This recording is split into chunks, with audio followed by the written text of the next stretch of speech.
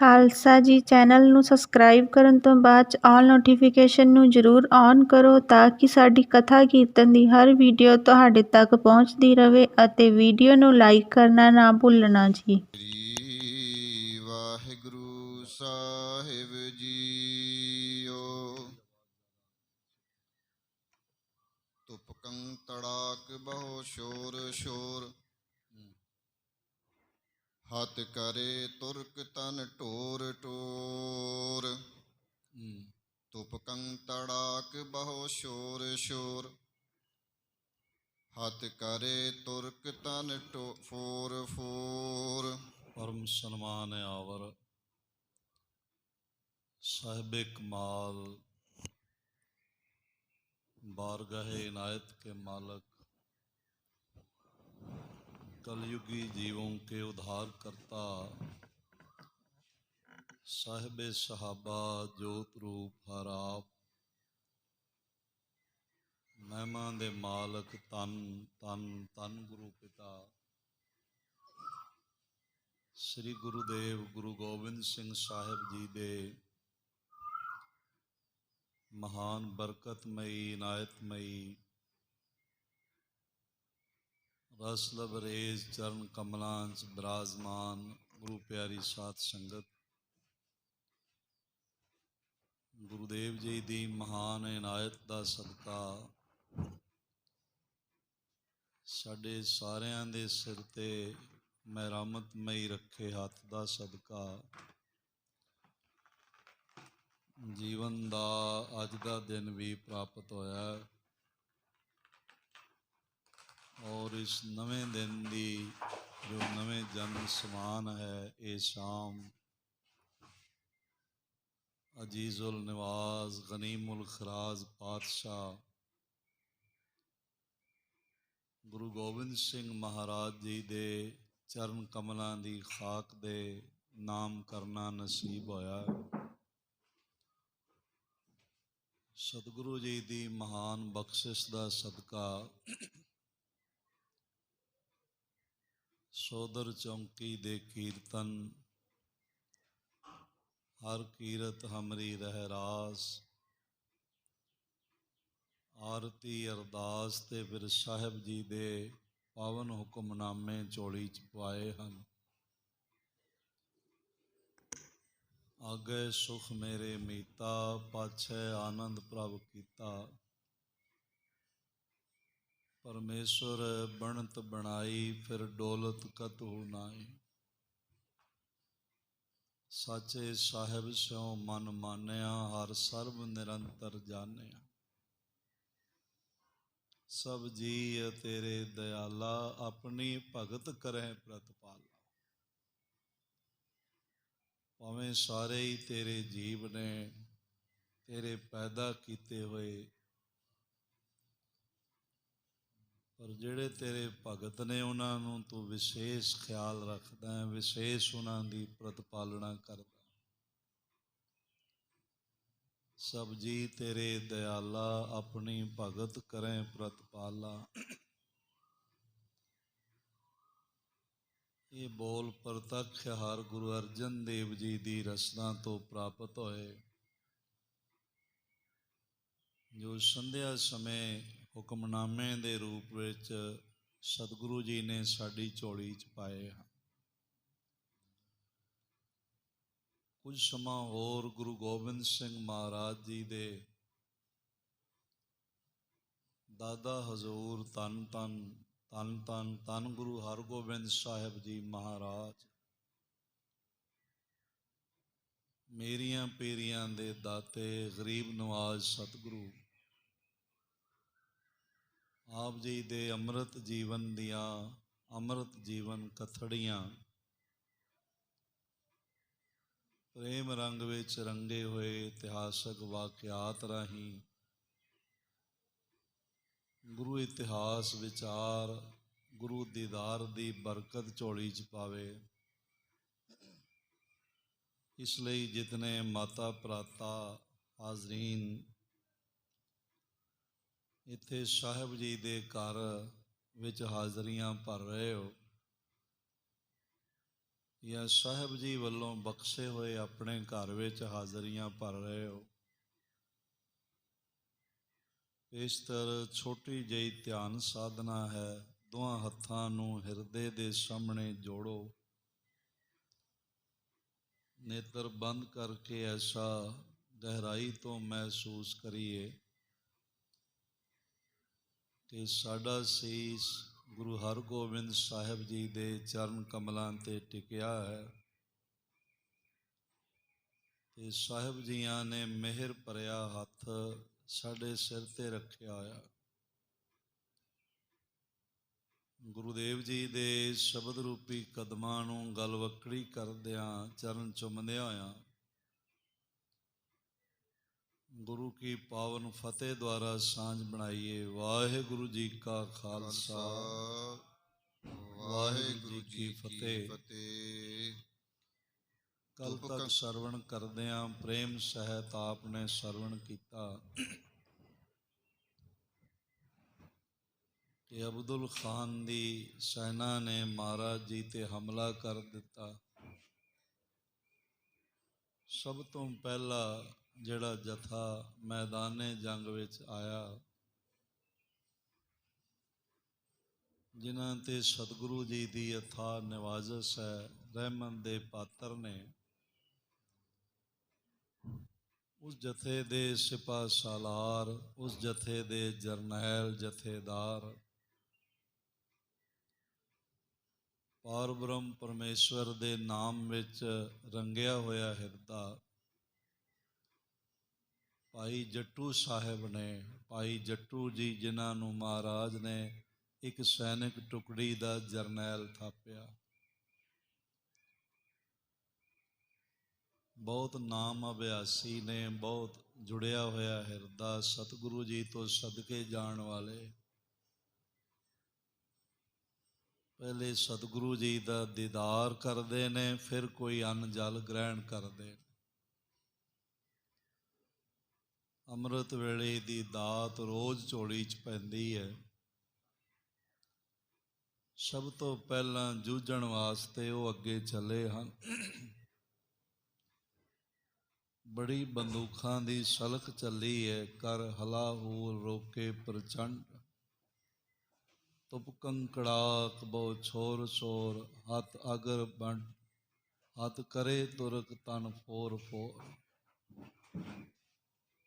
ਉਹਨਾਂ ਨੇ ਬੰਦੂਕਾਂ ਚਲਾਈਆਂ, ਉਹਨਾਂ ਦੇ ਨਾਲ ਸਿੱਖ ਸੈਨਿਕਾਂ ਨੇ, ਤੇ ਹਮਲਾਵਰਾਂ ਦੇ ਸਿਰ ਫਟਦੇ ਗਏ। ਬਹੁਤ ਵੱਡਾ ਨੁਕਸਾਨ ਹੋਇਆ। ਜੋ ਹੋਤੇ ਅਗਰ ਕੁਛ ਮਹਾਰ ਦੀਨ, ਕੁਛ ਚਲੇ ਚ ਕਰੇ, ਇਸ ਢੰਗ ਦੇ ਨਾਲ ਕੁਛ ਭਾਜ ਚਲੇ ਭਾਜ ਔਰ ਤਰਾਸ ਲਈ। ਅਬਦੁਲ ਖਾਨ ਦੇ ਜਿਹੜੇ ਸੈਨਿਕ ਅੱਗੇ ਅੱਗੇ ਆ ਰਹੇ ਸਨ, ਜੋ ਸਾਹਮਣੇ ਸੋਚਦੇ ਸਨ ਜਾਂਦਿਆਂ ਹੀ ਸਤਿਗੁਰੂ ਜੀ ਨੂੰ ਹੱਥੋਂ ਹੱਥੀ ਪਕੜ ਕੇ ਲੈ ਆਵਾਂਗੇ। ਭਾਈ ਜੱਟੂ ਜੀ ਦੇ ਜੰਗ ਦੀ ਮਾਰ ਨਾ ਸਹਿ ਸਕੇ, ਬਹੁਤ ਸਾਰੇ ਵਿੱਚੋਂ ਮਾਰੇ ਗਏ। ਤੇ ਕੁਝ ਕੁ ਨੇ ਦੇਖਿਆ ਵੀ ਹੁਣ ਭੱਜ ਜਾਣਾ ਹੀ ਠੀਕ ਰਹੇਗਾ, ਉਹ ਅੱਗੇ ਚੜ੍ਹ ਕੇ ਭੱਜਦੇ ਹੋਏ ਦਿਖਾਈ ਪਏ। ਕਿਉਂਕਿ ਸਾਧ ਸੰਗਤ ਬਲ ਦੀ ਜਾਂ ਸੈਨਾ ਦੀ ਗੱਲ ਨਹੀਂ ਆਉਂਦੀ। ਜੇ ਗੁਰੂ ਵੱਲ ਹੋਵੇ ਤੇ ਫਿਰ ਬੜੇ ਕ੍ਰਿਸ਼ਮੇ ਹੋ ਜਾਂਦੇ ਨੇ। ਜਿਸ ਦੇ ਹੋਵੇ ਵੱਲ ਸੋ ਕਦੇ ਨਾ ਹਾਰਦਾ। ਜਾਮ ਗੁਰੂ ਹੋਏ ਵੱਲ, ਤਨੇ ਗਾਰਵ ਕਿਆ ਦੀਜੈ।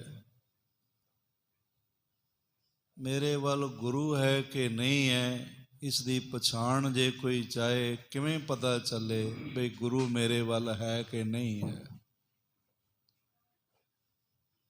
ਮਹਾਰਾਜ ਕਹਿੰਦੇ ਨੇ ਜਿਨ੍ਹਾਂ ਵੱਲ ਗੁਰੂ ਹੁੰਦਾ ਉਹਨਾਂ ਦੇ ਜੀਵਨ ਦੀ ਪਛਾਣ ਇਹ ਹੁੰਦੀ ਹੈ, ਉਹਨਾਂ ਦੇ ਹਿਰਦੇ 'ਚ ਹੰਕਾਰ ਨਹੀਂ ਹੁੰਦਾ। ਇਹ ਗੁਰੂ ਵੱਲ ਹੋਣ ਦੀ ਪਛਾਣ। ਉਹਨਾਂ ਨੂੰ ਕੋਈ ਕਾਮਯਾਬੀ ਮਿਲੇ, ਉਹ ਨਹੀਂ ਕਹਿੰਦੇ ਕਿ ਮੇਰੇ ਕਰਕੇ ਮਿਲੀ ਹੈ, ਮੈਂ ਕਰ ਲਿਆ।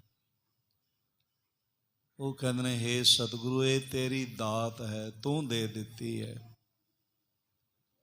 ਸ੍ਰੀ ਗੁਰੂ ਗੋਬਿੰਦ ਸਿੰਘ ਮਹਾਰਾਜ ਜੀ ਤੋਂ ਵੱਡਾ ਮਹਾਨ ਹਿਰਦਾ, ਵੱਡਾ ਮਹਾਨ ਜਰਨੈਲ ਤੇ ਵੱਡਾ ਮਹਾਨ ਦਾਨੀ ਕੋਈ ਸੰਸਾਰ ਤੇ ਨਹੀਂ ਹੋਇਆ।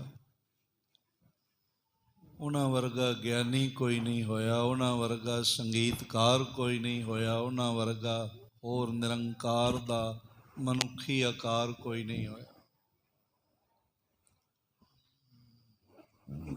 इंसाफ करे जी में ज़माना तो यकीन है, कह दे गुरु गोबिंद का सानी ही नहीं। पहली जंग आपने फतेह की पार ब्रह्म परमेश्वर दी महान किरपा बरसी, भंगाणी दा युद्ध जित के आए। बाबा अजीत सिंह जी का जन्म भी उसी स्थान ते होया ते आप जैसे प्यार भिजिया हिरदियां ने महाराज जी दे चरण चुमे, बड़ा स्वागत किया, फुल्लां दी बारिश की, जय जयकार दे जयकारे ते वड्डे जित दे नगारे वजे। सब ने वधाइयां दित्तियां, महाराज थानू फतेह मिली है, तुसी जंग जित लिया है। इन्हां पहाड़ी राजियां दे सामने कोई ठहर नहीं सकिया, ये थोड़े सामने नहीं ठहर सके। ते पार ब्रह्म परमेश्वर स्वरूप गुरु गोबिंद सिंह महाराज जी ने इस तरह हाथ जोड़ ले, आखण लगे भई जीत मेरी किरपा काल केरी। ये मेरे बल करके नहीं होया, गुरु गोबिंद सिंह महाराज आप शहनशाहे दो आलम कहते ने मेरी झोली विच परमात्मा की किरपा पै गई है, उदी बख्शिश हो गई। भई जीत मेरी किरपा काल केरी। पार ब्रह्म परमेश्वर वल होवे ते पछाण ये हुंदी है, मनुख दा मन हंकारी नहीं होंदा। जाम गुरु होए वल तने क्या गारव दिजै, उन्हां नूं हंकार नहीं दिवाया जा सकता। ना उन्हां नूं हंकार हुंदा ते ना उन्हां दी हार हुंदी है। जाम गुरु होए वल लख बाहें क्या किजै। लखां दुश्मन शस्त्र उठा के आ जावन ते जिन्हां वल गुरु हुंदा परमात्मा हुंदा, उन्हां दी हार कदी नहीं हुंदी, उन्हां दी झोली च विजय श्री पैंदी। इसलिए भाई जट्टू अगे जा रहे ने, बड़े निर्माण ने, बड़ा रसक हिरदा है। और तुरकां दे सिर फुटते जा रहे ने, जो हुते अगर कुछ मार दीन, कुछ चले भाज और त्रास लीन, कुछ डरदे मारे ही भजदे जा रहे ने। कर हला हूल रोके प्रचंड, बड़ा सोहना भाई साहब जी ने लिखिया है। फिर हटे बीर फुरंत तुंड। भाई जट्टू जी दियां गोलियां इस तरह चल रही ने, दुष्टां दा संघार हो रहा, मूँह फटते जा रहे। जिथे वजदा वो गोली दा निशाना, वो शरीर दा हिस्सा ही उड़ जाता। ये सेना बड़ी हैरान है बई, बंदूकां उही ने जो साडे कोल ने, उही तोड़ेदार बंदूकां, उही बरूद। साडियां गोलियां खुरे किधर नूं जांदियां ने, इन्हां दियां गोलियां चलदियां इहो जिहियां ने, असीं देखियां कदे नहीं। फिर बैरम खान जरनैल जिहड़ा अगली कथा सरवण करिए पेश कर, एक बारी आखो धन गुरु हरगोबिंद साहिब जी धन श्री गुरु महाराज। एक बारी फिर आखो जी धन श्री गुरु हरगोबिंद धन गुरु हरगोबिंद साहिब जी महाराज। सवैया ਬੈਰਮ ਖਾ ਮਨ ਕੋਪ ਪਾਇਓ। ਬੈਰਮ ਖਾਂ ਜਿਹੜਾ ਜਰਨੈਲ ਹੈ ਉਹ ਦੇਖ ਕੇ ਨਾ ਵੀ ਉਹ ਤਾਂ ਸਾਡੀ ਸੈਨਾ ਮੁਕਾਈ ਜਾ ਰਿਹਾ, ਤੇ ਥੋੜਾ ਜਿਹਾ ਇਹਨੂੰ ਝਟਕਾ ਵੀ ਲੱਗਿਆ ਵੀ ਅਸੀਂ ਸਮਝਦੇ ਸੀ ਜਾਂਦਿਆਂ ਹੱਥੋਂ ਹੱਥ ਪਕੜ ਲੈਣਾ, ਤਾਂ ਇਹ ਤਾਂ ਸਾਡੇ ਹੱਥ ਲਾ ਲਾ ਕੇ ਸੁੱਟਦੇ ਪਏ ਨੇ। ਬਹੁਤ ਕ੍ਰੋਧ ਵਿੱਚ ਆਇਆ ਦੇਖ ਕੇ। ਲਗ ਵਾਹਿਨੀ ਤੇ ਕਿਮ ਤਰਾਸ ਕੋ ਤਾਰੇ। ਔਰ ਇਸ ਤਰ੍ਹਾਂ ਦੇ ਨਾਲ ਆਖਣ ਲੱਗਾ ਆਪਣੇ ਸੈਨਿਕਾਂ ਨੂੰ ਬਈ ਛੋਟੀ ਜਿਹੀ ਉਹਨਾਂ ਦੀ ਸੈਨਾ ਹੈ, 100 ਕੁ ਜਵਾਨ ਹੈ, ਤੇ ਤੁਸੀਂ ਕਿਵੇਂ ਡਰਦੇ ਪਏ ਹੋ, ਭੱਜੇ ਆ ਰਹੇ ਹੋ। ਤੇ ਉਹ ਜਵਾਨ ਕਹਿੰਦੇ ਨੇ ਬਈ ਗੱਲ ਇਹ ਹੈ ਖਾਨ ਸਾਹਿਬ, ਤੁਸੀਂ ਕਹਿੰਦੇ ਹੋ 100 ਕਣੇ, ਸਾਨੂੰ ਤੇ ਲੱਗਦਾ ਲੱਖਾਂ ਹੀ ਹੈਗੇ ਨੇ, ਸਾਨੂੰ ਤਾਂ ਪਤਾ ਹੀ ਨਹੀਂ ਚੱਲਦਾ ਗੋਲੀ ਕਿੱਧਰੋਂ ਆ ਰਹੀ।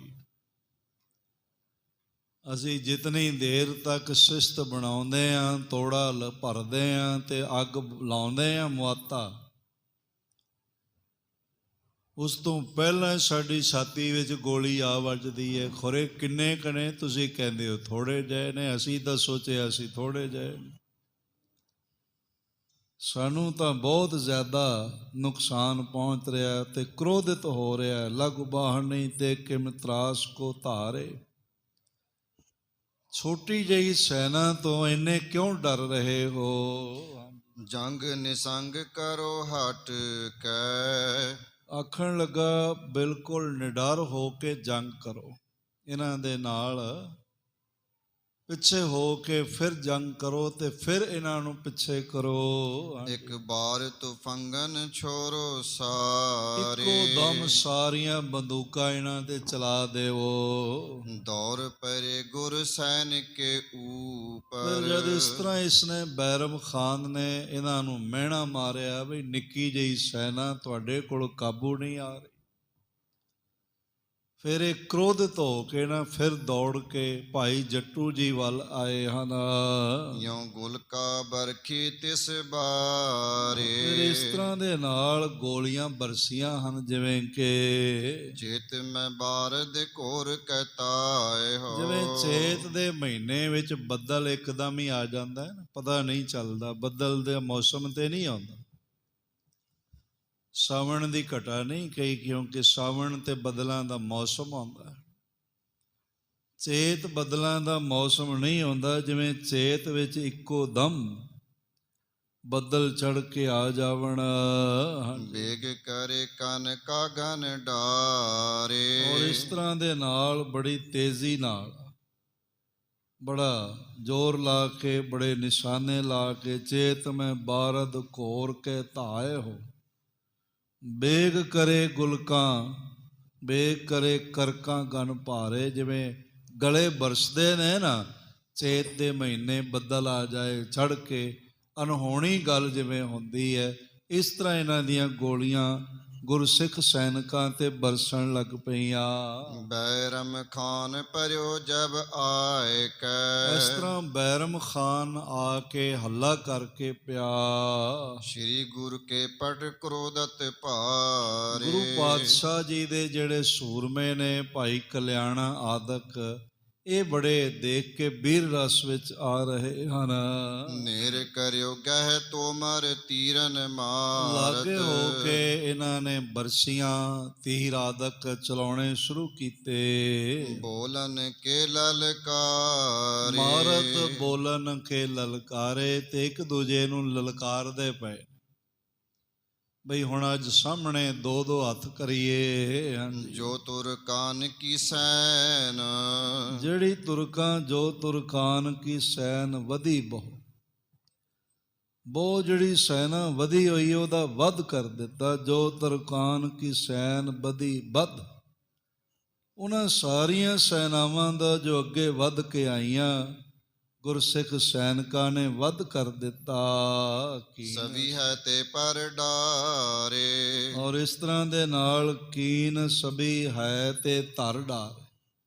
ਜਿਹੜੇ ਘੋੜਿਆਂ ਤੇ ਚੜੇ ਸਨ ਉਹ ਸਾਰੇ ਗੋਲੀਆਂ ਚਲਾ ਚਲਾ ਕੇ, ਨਿਸ਼ਾਨਾ ਬਣਾ ਬਣਾ ਕੇ ਤੇ ਥੱਲੇ ਜ਼ਮੀਨ ਤੇ ਪਟਕ ਦਿੱਤੇ। ਹਾਂਜੀ, ਯੋ ਉਥਲੇ ਰਣਬੀਰ ਗਿਰੇ ਜਮ ਔਰ ਇਸ ਤਰ੍ਹਾਂ ਦੇ ਗਾਜਤੇ। ਨਾਲ ਭਾਈ ਸਾਹਿਬ ਜੀ ਲਿਖਦੇ ਨੇ ਕਿ ਇਸ ਤਰ੍ਹਾਂ ਇਉਂ ਉਥਲੇ ਰਣਬੀਰ ਗਿਰੇ ਜਿਮ ਗਾਜ ਤੇ ਦੀ ਸਮੂਹ ਮੁਨਾਰੇ। ਇਸ ਤਰ੍ਹਾਂ ਮੈਦਾਨੇ ਜੰਗ ਵਿੱਚ ਭਾਈ ਜੱਟੂ ਜੀ ਦੀਆਂ ਗੋਲੀਆਂ ਨਾਲ ਤੁਰਕਾਨੀ ਸੈਨਾ ਜ਼ਮੀਨ ਤੇ ਗਿਰ ਰਹੀ। ਬੜੇ ਬੜੇ ਜੁੱਸਿਆਂ ਵਾਲੇ ਸਨ, ਬੜੇ ਤਕੜੇ ਤਕੜੇ ਉੱਚੇ ਲੰਮੇ ਜਵਾਨ ਸਨ। ਇਸ ਤਰ੍ਹਾਂ ਡਿੱਗਦੇ ਪਏ ਨੇ ਜਿਵੇਂ ਆਸਮਾਨੀ ਬਿਜਲੀ ਵੱਡੇ ਵੱਡੇ ਉੱਚੇ ਮਨਾਰਿਆਂ ਤੇ ਪੈ ਜਾਏ ਤੇ ਉਹ ਧਰਾਸ਼ਾਈ ਹੋ ਜਾਂਦੇ ਹਨ। ਹਾਂਜੀ, ਟੂਟ ਕੇ ਜੂਟ ਤੋ ਫੰਗਨ ਛੂਟ। ਇਸ ਤਰ੍ਹਾਂ ਦੇ ਨਾਲ ਟੁੱਟ ਕੇ ਪੈ ਗਏ ਨੇ ਤੇ ਜੁਟ ਪਏ ਹਨ ਤੇ ਗੋਲੀਆਂ ਛੁੱਟ ਰਹੀਆਂ ਹਨ।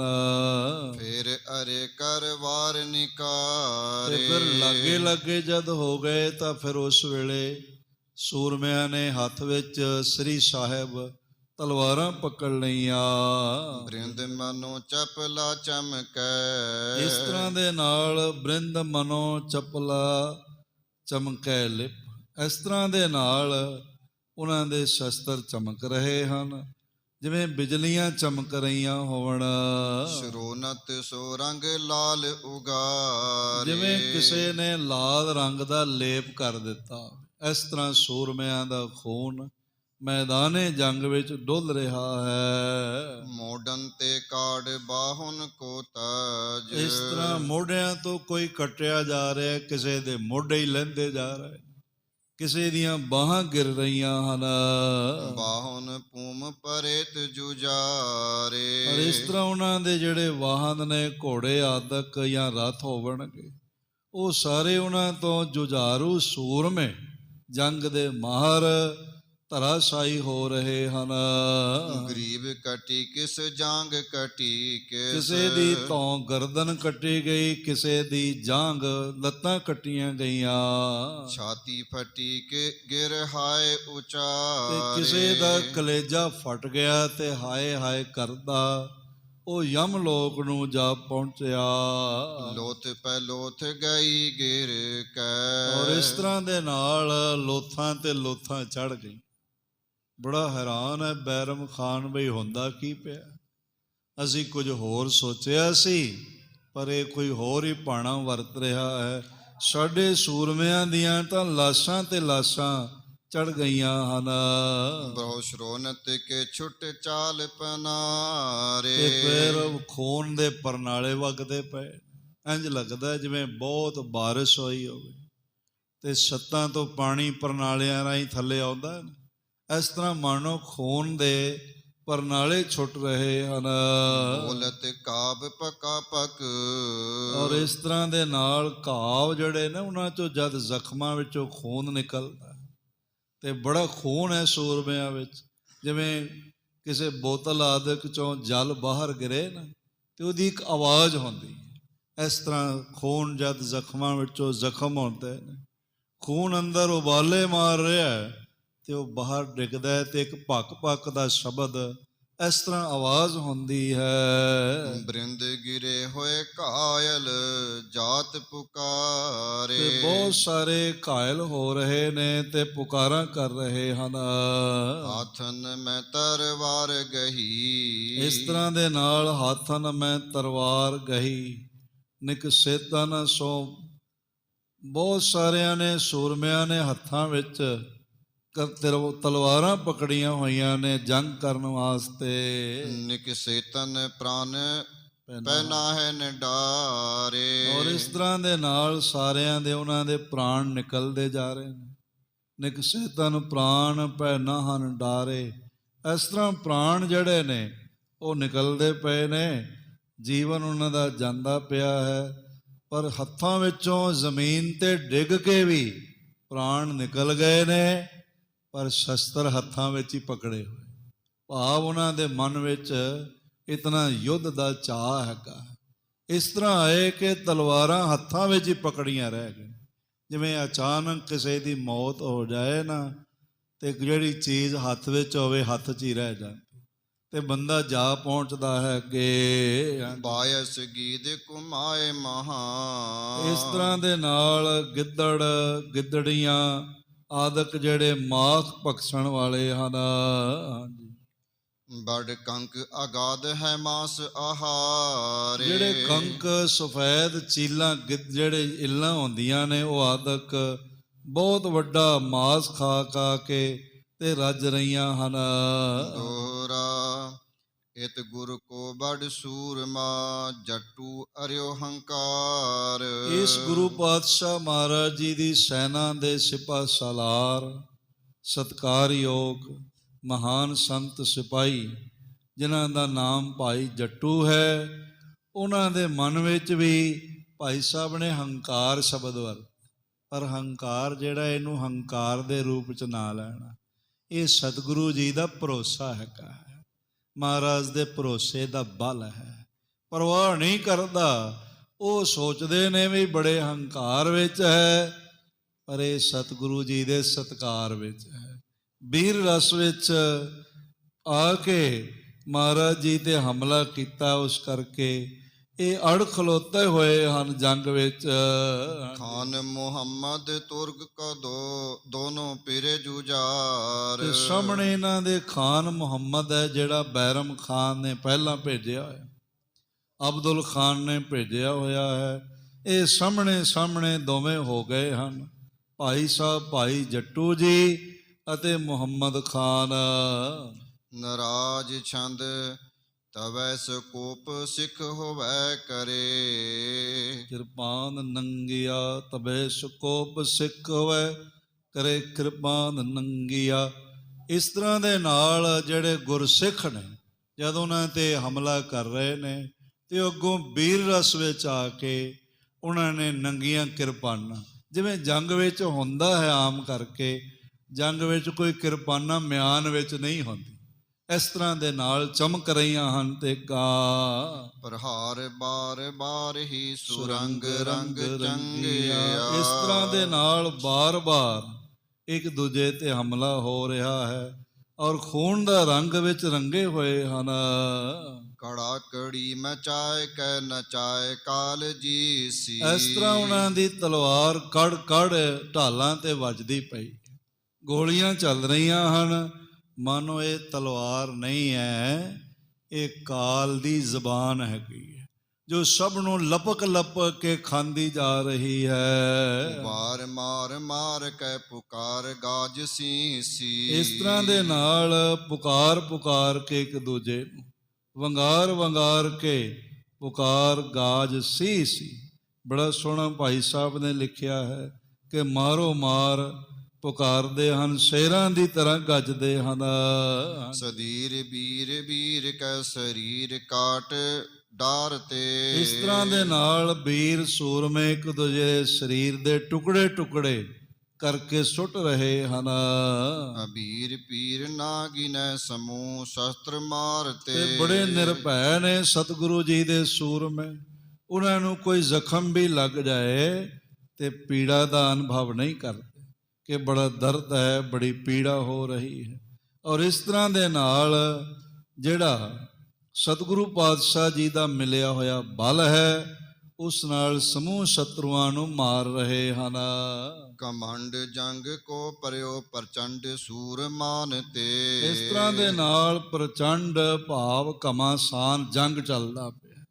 ਸ੍ਰੀ ਹਰਗੋਬਿੰਦਪੁਰ ਸਾਹਿਬ ਜੀ ਦੇ ਮੁਕਾਮ ਮਹਾਰਾਜ ਜੀ ਤੇ ਜੋ ਹਮਲਾਵਰ ਹੋਏ ਨੇ, ਉਹਨਾਂ ਦਾ ਬਹੁਤ ਵੱਡਾ ਜੰਗ ਗੁਰੂ ਕੇ ਸੂਰਮਿਆਂ ਨਾਲ ਚੱਲ ਰਿਹਾ ਹੈ। ਗਿਰੰਦ ਖੰਡ ਖੰਡ ਹੋਵੇ ਨ ਪੰਡ ਤੁੰਡ ਠਾਨ ਤੇ। ਔਰ ਇਸ ਤਰ੍ਹਾਂ ਦੇ ਨਾਲ ਟੁਕੜੇ ਟੁਕੜੇ ਹੋ ਕੇ ਉਹ ਜ਼ਮੀਨ ਤੇ ਗਿਰ ਰਹੇ ਹਨ। ਬੜਾ ਸੋਹਣਾ ਭਾਈ ਸਾਹਿਬ ਜੀ ਨੇ ਇਹ ਲਿਖਿਆ ਹੈ। ਭਾਈ ਸਾਹਿਬ ਵਰਗੀ ਹੋਰ ਕੋਈ ਲਿਖਤ ਸੰਸਾਰ ਤੇ ਮਿਲ ਨਹੀਂ ਸਕਦੀ। ਸਤਿਗੁਰੂ ਪਾਤਸ਼ਾਹ ਨੇ ਆਪ ਨਿਵਾਜ਼ ਕੇ ਬਖਸ਼ਿਸ਼ ਕਰਕੇ ਉਹਨਾਂ ਕੋਲੋਂ ਆਪਣਾ ਜਸ ਲਿਖਵਾਇਆ ਹੈ। ਉਹਨਾਂ ਦੇ ਪੀਲੇ ਮੂੰਹ ਨਹੀਂ ਕਰਦੇ ਤੇ ਬੜੇ ਸਾਹਮਣੇ ਹੋ ਕੇ ਲੜ ਰਹੇ ਹਨ। ਪਾਦੜੀ ਛੰਦ ਤਬ ਅਰਿਓ ਮੁਹੰਮਦ ਖਾਨ ਆ। ਫਿਰ ਇਸ ਤਰ੍ਹਾਂ ਦੇ ਨਾਲ ਮੈਦਾਨੇ ਜੰਗ ਵਿੱਚ ਮੁਹੰਮਦ ਖਾਨ ਅੜਿਆ ਹੋਇਆ, ਭਾਵ ਬਹੁਤ ਬਹਾਦਰੀ ਨਾਲ ਲੜ ਰਿਹਾ ਹੈ। ਜਟੂ ਸੋ ਬੀਰ ਜਹ ਜੁਧ ਠਾਨ। ਜਿੱਥੇ ਭਾਈ ਜੱਟੂ ਮਹਾਰਾਜ ਜੀ ਦੇ ਨਿਵਾਜੇ ਹੋਏ ਸੂਰਮੇ ਜੰਗ ਕਰ ਰਹੇ ਹਨ, ਉਹ ਜੰਗ ਕਰਦੇ ਹੋਏ ਭਾਈ ਜੱਟੂ ਜੀ ਦੇ ਸਾਹਮਣੇ ਮੁਹੰਮਦ ਖਾਨ ਆਇਆ ਹੈ। ਬਰਖੰਤ ਬਹੁ ਗੁਲ ਕਾ ਲਗੰਤ। ਬਹੁਤ ਸਾਰੀਆਂ ਗੋਲੀਆਂ ਬਰਖਦੀਆਂ ਨੇ, ਬਰਸ ਰਹੀਆਂ ਨੇ ਤੇ ਲੱਗ ਰਹੀਆਂ ਹਨ। ਪਟ ਪਰੇ ਸ਼ਰੋਣ ਸੂਰਾ ਪਗੰਤ। ਔਰ ਸੂਰਮਿਆਂ ਦੇ ਬਸਤਰ ਜਿਹੜੇ ਨੇ ਖੂਨ ਨਾਲ ਰੰਗੇ ਹੋਏ, ਜ਼ਖਮ ਹੁੰਦੇ ਹਨ ਤੇ ਖੂਨ ਨਾਲ ਰੰਗੇ ਜਾ ਰਹੇ, ਲੱਥ-ਪੱਥ ਹਨ। ਰਿਸ ਭਰਿਓ ਮੁਹੰਮਦ ਖਾਨ ਭਾਖ। ਇਸ ਤਰ੍ਹਾਂ ਮੁਹੰਮਦ ਖਾਨ ਬੜੇ ਕ੍ਰੋਧ ਨਾਲ ਭਰਿਆ ਹੋਇਆ ਆਖਣ ਲੱਗਾ, ਨਹਿ ਭਾਗ ਖਰੋ ਬਹੁ ਜੀਤ ਕਾ। ਆਖਣ ਲੱਗਾ ਭਾਈ ਜੱਟੂ ਜੀ ਨੂੰ ਮੁਖਾਤਬ ਹੁੰਦਿਆਂ ਕਿ ਹੁਣ ਭੱਜ ਨਾ ਜਾਣਾ, ਤੁਹਾਡੇ ਮਨ ਵਿੱਚ ਜਿੱਤ ਦੀ ਬੜੀ ਇੱਛਾ ਹੈ, ਹੁਣ ਮੇਰੇ ਸਾਹਮਣੇ ਜੰਗ ਕਰਨਾ। ਮਮ ਹਾਥ ਕੇਰ ਇੱਕ ਤੀਰ ਦੇ। ਭਾਈ ਜੱਟੂ ਜੀ ਨੂੰ ਵੰਗਾਰ ਕੇ ਆਖਣ ਲੱਗਾ ਵੀ ਮੇਰੇ ਹੱਥ ਦਾ ਚੱਲਿਆ ਹੋਇਆ ਇੱਕ ਤੀਰ ਦੇਖ, ਇਹਦਾ ਸਵਾਦ ਦੇਖ ਕਿਹੋ ਜਿਹਾ ਹੈਗਾ, ਮੈਂ ਤੀਰ ਚਲਾਉਣ ਲੱਗਾ ਹਾਂ। ਨਹਿ ਜੀਅਤ ਜਾਣਦਾ ਹਾਂ ਵਿਸੇਖ। ਆਖਣ ਲੱਗਾ ਅੱਜ ਮੈਂ ਤੈਨੂੰ ਜਿਉਂਦੇ ਨੂੰ ਨਹੀਂ ਜਾਣਦਾ। ਭਾਈ ਜੱਟੂ ਜੀ ਨੂੰ ਵੰਗਾਰ ਕੇ ਇਹ ਕਹਿਣ ਲੱਗਾ, ਸੁਨ ਜੱਟੂ ਬਾਕ ਤਿਸ ਨਹਿ ਸਹਾਰ। ਔਰ ਇਸ ਤਰ੍ਹਾਂ ਦੇ ਨਾਲ ਸੁਣ ਜੱਟੂ ਬਾਗ ਤਿਸ ਨਹਿ ਸਹਾ। ਇਧਰੋਂ ਜਦ ਭਾਈ ਜੱਟੂ ਜੀ ਨੇ ਇਹ ਗੱਲ ਸੁਣੇ ਤੇ ਰੁਕੇ ਨਹੀਂ, ਸਹਾਰ ਨਹੀਂ ਸਕੇ। ਲਲਕਾਰ ਪਰਿਓ ਇੱਕ ਥਿਰ ਪੁਕਾਰ। ਉਹਦੀ ਵੰਗਾਰ ਦਾ ਜਵਾਬ ਦਿੰਦੇ ਪਏ ਨੇ। ਬੜਾ ਸੋਹਣਾ ਭਾਈ ਸਾਹਿਬ ਜੀ ਨੇ ਲਿਖਿਆ, ਲਲਕਾਰ ਪਰਿਓ ਇੱਕ ਬਿਰ ਪੁਕਾਰ। ਲਲਕਾਰ ਕੇ ਇੱਕੋ ਵਾਰੀ ਪੁਕਾਰ ਕੇ ਉੱਚੀ ਆਵਾਜ਼ ਵਿੱਚ ਕਰ ਤਿਆਰ ਤੁਪਕ ਤੇ ਤਾਕ ਲਸ਼। ਬੰਦੂਕ ਜਿਹੜੀ ਤਿਆਰ ਕੀਤੀ ਹੋਈ ਹੈ, ਜਿਹਦੇ ਵਿੱਚ ਬਾਰੂਦ ਭਰਿਆ ਹੋਇਆ, ਉਹ ਸਾਹਮਣੇ ਉਸ ਦੇ ਨਿਸ਼ਾਨਾ ਲਗਾ ਕੇ ਗੁਲਕਾ ਚਲੀ ਨਿਜ ਦੇਹ ਰਛ। ਆਪਣੇ ਸਰੀਰ ਦਾ ਬਚਾਓ ਕਰਦਿਆਂ ਹੋਇਆਂ ਭਾਈ ਜੱਟੂ ਜੀ ਨੇ ਇੱਕ ਤੋਂ ਬਾਅਦ ਦੂਜੀ ਗੋਲੀਆਂ ਚਲਾਉਣੀਆਂ ਸ਼ੁਰੂ ਕਰ ਦਿੱਤੀਆਂ। ਤਤਕਾਲ ਤੁਰੰਗਮ ਮਾਰ ਲੀਨ। ਭਾਈ ਜੱਟੂ ਜੀ ਦੀਆਂ ਚੱਲੀਆਂ ਹੋਈਆਂ ਗੋਲੀਆਂ ਨਾਲ ਉਹਦਾ ਮੁਹੰਮਦ ਖਾਨ ਦਾ ਘੋੜਾ ਮਾਰਿਆ ਗਿਆ। ਸਰ ਚਾਪ ਤੇ ਸੋ ਚਲ ਬੋ ਨਦੀਨ। ਔਰ ਇਸ ਤਰ੍ਹਾਂ ਦੇ ਨਾਲ ਉਹਦਾ ਬਾਣ ਹਾਲੇ ਚਿੱਲੇ ਤੇ ਹੀ ਰੱਖਿਆ ਸੀ, ਹਾਲੇ ਤੰਦੀ ਤੇ ਰੱਖਿਆ ਸੀ, ਖਿੱਚਿਆ ਨਹੀਂ ਗਿਆ ਸੀ। ਉਹਦਾ ਬਾਣ ਚਲਾਉਣ ਤੋਂ ਪਹਿਲਾਂ ਹੀ ਭਾਈ ਜੱਟੂ ਜੀ ਦੀ ਗੋਲੀ ਉਹਦੇ ਘੋੜੇ ਦੇ ਜਾ ਲੱਗੀ ਤੇ ਉਹ ਨਿਹੱਥਾ ਘੋੜੇ ਤੋਂ ਬਿਨਾਂ ਹੋ ਕੇ ਜ਼ਮੀਨ ਤੇ ਗਿਰਿਆ। ਤਰ ਖਰੋ ਪਇਓ ਨਿਜ ਕੋ ਸੰਭਾਰ। ਫਿਰ ਝਟਪਟ ਖੜਾ ਹੋਇਆ ਆਪਣੇ ਆਪ ਨੂੰ ਸੰਭਾਲ ਕੇ। ਤਨ ਖੈਚ ਬਾਣ ਪਰ ਕਰ ਪ੍ਰਹਾਰ। ਇਸ ਤਰ੍ਹਾਂ ਫਿਰ ਤੁਹਾਨੂੰ ਖਿੱਚ ਕੇ ਬਾਣ ਰੱਖ ਕੇ ਭਾਈ ਜੱਟੂ ਜੀ ਦਾ ਨਿਸ਼ਾਨਾ ਲਗਾ ਕੇ ਛੁੱਟ ਗਇਓ ਸਰਪ ਸਮਝਾਏ ਲਾਗ। ਇਸ ਤਰ੍ਹਾਂ ਉਹਦਾ ਬਾਣ ਚੱਲਿਆ ਮੁਹੰਮਦ ਖਾਨ ਦਾ, ਜਿਵੇਂ ਸੱਪ ਸੂਕਦਾ ਹੋਇਆ ਜਾਂਦਾ, ਫੁੰਕਾਰੇ ਮਾਰਦਾ ਹੋਇਆ ਜਾਂਦਾ ਹੈ। ਉਹ ਜਿਹੜਾ ਬਾਣ ਸੀ, ਭਾਈ ਸਾਹਿਬ ਭਾਈ ਸੰਤੋਖ ਸਿੰਘ ਜੀ ਲਿਖਦੇ ਹਨ, ਛੁੱਟ ਗਇਓ ਸਰਪ ਸਮਝਾਏ ਲਾਗ, ਉਹ ਭਾਈ ਜੱਟੂ ਜੀ ਦੇ ਜਾ ਲੱਗਿਆ। ਹਾਂਜੀ, ਫਿਰ ਜੱਟੂ ਭੁਜਾਨ ਕੇ ਬੀਚ ਖਾਗ। ਇਸ ਤਰ੍ਹਾਂ ਭਾਈ ਜੱਟੂ ਜੀ ਦੀ ਬਾਹ ਵਿੱਚ ਉਹ ਜਿਹੜਾ ਬਾਣ ਸੀ ਮੁਹੰਮਦ ਖਾਨ ਦਾ ਚਲਾਇਆ ਹੋਇਆ, ਉਹ ਜਾ ਕੇ ਖੁੱਭ ਗਿਆ ਹੈ। ਵਿਦ ਗਇਓ ਪਾਰ ਗੁਰ ਰਾਖ ਲੀਨ। ਉਹ ਭਾਈ ਜੱਟੂ ਜੀ ਦੀ ਬਾਹ ਵਿੰਨ ਕੇ ਤੇ ਪਾਰ ਨਿਕਲ ਗਿਆ, ਪਰ ਬਾਹ ਵਿੱਚ ਲੱਗਿਆ, ਹਿਰਦੇ ਵਿੱਚ ਨਾ ਲੱਗਿਆ, ਛਾਤੀ 'ਚ ਨਾ ਲੱਗਿਆ। ਇਸ ਕਰਕੇ ਮਹਾਰਾਜ ਨੇ ਉਹਦੀ ਰਾਖੀ ਕਰ ਲਈ। ਜ਼ਖਮ ਜ਼ਰੂਰ ਲੱਗਿਆ ਹੈ ਪਰ ਡੋਲੇ ਨਹੀਂ ਭਾਈ ਜੱਟੂ ਜੀ। ਹੁਣ ਅਪਰ ਤੀਰ ਮਾਰਿਓ ਪ੍ਰਬੀਨ। ਔਰ ਫਿਰ ਦੂਜਾ ਤੀਰ ਜਿਹੜਾ ਸੀ ਉਸਨੇ ਚਲਾਇਆ ਤੇ ਸੰਗ ਤੁਰੰਗਮ ਦੀਨ ਗੇਰ। ਭਾਈ ਜੱਟੂ ਜੀ ਦੇ ਘੋੜੇ ਦੇ ਲੱਗਿਆ ਤੇ ਘੋੜਾ ਜਿਹੜਾ ਸੀ ਉਹ ਜ਼ਮੀਨ ਤੇ ਗਿਰ ਗਿਆ। ਜੱਟੂ ਸੋ ਤਿਆਰ ਪਾਠਾੜ ਫੇਗ ਕਰ। ਤੇ ਤਾਨਾਣ ਭਾਈ ਜੱਟੂ ਜੀ ਤੀਰ ਬਾਹ ਵਿੱਚੋਂ ਲੰਘ ਗਿਆ ਹੈ। ਉਹਦੇ ਬਾਵਜੂਦ ਮੈਦਾਨੇ ਜੰਗ ਵਿੱਚ ਗੁਰੂ ਆਸਰੇ ਸਦਕਾ, ਗੁਰੂ ਭਰੋਸੇ ਸਦਕਾ ਤੇ ਗੁਰੂ ਤੋਂ ਜੀਵਨ ਸਦਕੇ ਕਰਨ ਦੀ ਭਾਵਨਾ ਸਦਕਾ ਫਿਰ ਉੱਠ ਕੇ ਖੜੇ ਹੋ ਗਏ ਹਨ ਜੰਗ ਕਰਨ ਵਾਸਤੇ। ਪਕ ਤਿਆਰ ਤਾਕੀ ਸੁਬੀਰ, ਫਿਰ ਬੰਦੂਕ ਤਿਆਰ ਕੀਤੀ ਤੇ ਤੱਕੇ ਨਿਸ਼ਾਨਾ ਬਣਾਇਆ ਉਸ ਵੀਰ ਨੇ, ਉਸ ਮੁਹੰਮਦ ਖਾਨ ਸੂਰਮੇ ਦਾ। ਤਨ ਖੈਚ ਮੁਹੰਮਦ ਤਾਕ ਤੀਰ, ਇਧਰੋਂ ਭਾਈ ਜੱਟੂ ਜੀ ਨੇ ਨਿਸ਼ਾਨਾ ਬਣਾਇਆ, ਨਿਸ਼ਾਨਾ ਸਿਸਤ ਲਗਾਈ, ਔਰ ਉਧਰੋਂ ਮੁਹੰਮਦ ਖਾਨ ਨੇ ਤੀਰ ਧਨੁਕ ਤੇ ਖਿੱਚ ਕੇ ਨਿਸ਼ਾਨਾ ਬਣਾ ਕੇ ਛੁੱਟ ਪਰੇ ਦੋਹਨ ਤੇ ਇੱਕ ਬਾਰ। ਭਾਈ ਸਾਹਿਬ ਲਿਖਦੇ ਨੇ ਉਧਰੋਂ ਮੁਹੰਮਦ ਖਾਨ ਦਾ ਤੀਰ ਚੱਲਿਆ ਤੇ ਇਧਰੋਂ ਸਤਿਗੁਰੂ ਜੀ ਦੇ ਸਾਜੇ ਨਿਵਾਜੇ ਭਾਈ ਜੱਟੂ ਜੀ ਦੀ ਬੰਦੂਕ ਵਿੱਚੋਂ ਗੋਲੀ ਚੱਲੀ ਹੈ, ਇਕੱਠੇ ਵਾਰ ਚੱਲੇ ਹਨ। ਇਤ ਗੁਲਕਾ ਉਤ ਤੇ ਸਰ ਪ੍ਰਹਾਰ, ਇਧਰੋਂ ਗੋਲੀ ਚੱਲੀ ਹੈ ਤੇ ਉਧਰੋਂ ਗੋਲੀ ਵਾਂਗੂ ਹੀ ਤੀਰ ਦਾ ਹਮਲਾ ਤੀਰ ਆਇਆ ਹੈ। ਦੋਨੋਂ ਸੁਬੀਰ ਕੇ ਬਾਰ ਦੋ, ਦੋਹਾਂ ਸੂਰਮਿਆਂ ਦੇ ਦੋਵੇਂ ਵਾਰ, ਲਗ ਦੋਹਨ ਅੰਗ ਉਪਰ ਬਿਦਤ ਸੋ। ਔਰ ਦੋਹਾਂ ਦੇ ਜਿਹੜੇ ਇੱਕ ਦਾ ਤੀਰ ਤੇ ਇੱਕ ਦੀ ਗੋਲੀ, ਮੁਹੰਮਦ ਖਾਨ ਦਾ ਤੀਰ ਤੇ ਭਾਈ ਸਾਹਿਬ ਭਾਈ ਜੱਟੂ ਜੀ ਦੀ ਗੋਲੀ। ਭਾਈ ਜੀ ਦੀ ਗੋਲੀ ਮੁਹੰਮਦ ਖਾਨ ਦੇ ਕਲੇਜੇ ਵਿੱਚ ਜਾ ਵੱਜੀ ਤੇ ਮੁਹੰਮਦ ਖਾਨ ਦਾ ਤੀਰ ਭਾਈ ਜੱਟੂ ਜੀ ਦੇ ਕਲੇਜੇ ਵਿੱਚ ਆ ਲੱਗਿਆ। ਜੱਟੂ ਕੇ ਹਿਰਦੇ ਲਗ ਤੀਰ ਪਾਰ, ਔਰ ਇਸ ਤਰ੍ਹਾਂ ਹਿਰਦੇ ਵਿੱਚ ਲੱਗ ਕੇ ਭਾਈ ਜੱਟੂ ਜੀ ਦੇ ਤੀਰ ਜਿਹੜਾ ਸੀ ਆਰ ਪਾਰ ਹੋ ਗਿਆ। ਗਿਰ ਪਰਿਓ ਭੂਮ ਖੈ ਕੈ ਵਾਹ। ਪਿਖਤ ਚੁੰਡ ਭਾਰ। ਇਸ ਤਰ੍ਹਾਂ ਦੇ ਨਾਲ ਪੁਆਂਟੀ ਖਾ ਕੇ ਜਿਵੇਂ ਸਰੀਰ ਡਿੱਗਦਾ ਹੈ ਨਾ, ਇਸ ਤਰ੍ਹਾਂ ਧੰਨ ਗੁਰੂ ਹਰਗੋਬਿੰਦ, ਧੰਨ ਗੁਰੂ ਹਰਗੋਬਿੰਦ ਕਹਿੰਦਾ ਹੋਇਆ ਤੇ ਮੁਸਕਰਾਉਂਦਾ ਹੋਇਆ ਭਾਈ ਜੱਟੂ ਜੀ ਦਾ ਸਰੀਰ ਥੱਲੇ ਡਿੱਗਿਆ। ਲਗੀ ਜਾਏ ਗੁਲ ਕਾ ਪ੍ਰਚੰਡ, ਉਧਰ ਜਾ ਕੇ ਗੋਲੀ ਤੇਜ਼ੀ ਨਾਲ ਲੱਗੀ ਹੈ ਮੁਹੰਮਦ ਖਾਨ ਨੂੰ।